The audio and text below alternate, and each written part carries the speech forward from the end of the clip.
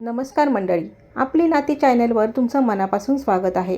मित्रांनो, आज मी तुम्हाला एका अशा विषयाबद्दल सांगणार आहे ज्याबद्दल बोलायला आपण अनेकदा लाजत असतो, पण तो आपल्या आयुष्याशी आणि स्वप्नशास्त्रांशी खूप खोलवर जोडलेला आहे. तुम्ही कधी स्वप्नात कोणाशी शारीरिक संबंध येताना पाहिले आहेत का? असे स्वप्न पडल्यावर आपल्याला सकाळी उठल्यावर खूप अपराधी वाटते किंवा भीती वाटते, पण यामागे दडलेलं सत्य कदाचित तुम्हाला हादरवून सोडेल. चला तर मग जाणून घेऊया स्वप्नशास्त्रानुसार अशा स्वप्नांचे नेमके अर्थ काय असतात ते समजून घेऊया. पहिलं, परिचित व्यक्ती स्वप्नात दिसणे.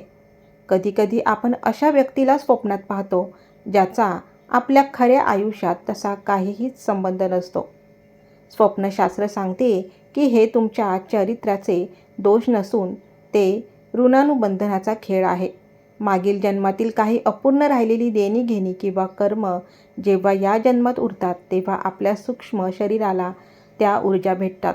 अशा वेळी देवाकडे प्रार्थना करा की त्या व्यक्तीसोबतचे तुमचे जे काही कर्म असेल ते पूर्ण होऊ दे. दुसरं, अनोळखी चेहरा दिसणे म्हणजे धोक्याची घंटा.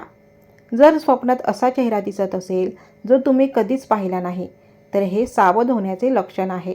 तंत्रविज्ञानानुसार काही नकारात्मक ऊर्जा जसे की पिशाच किंवा अतृप्त आत्मा आपली प्राणशक्ती चोरण्यासाठी अशा रूपात येतात.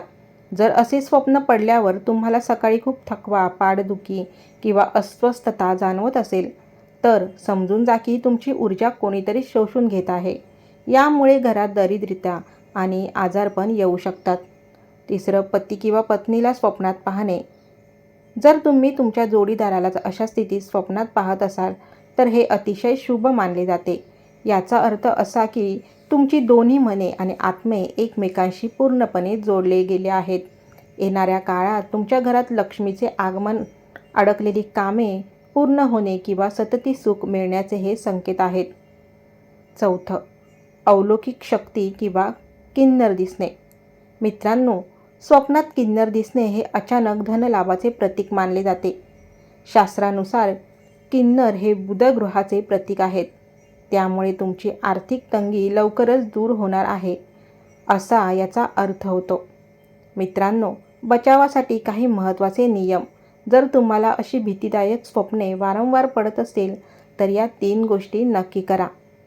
पाय धुवून झोपणे. कधीही पाय न धुता अंथरुणावर जाऊ नका.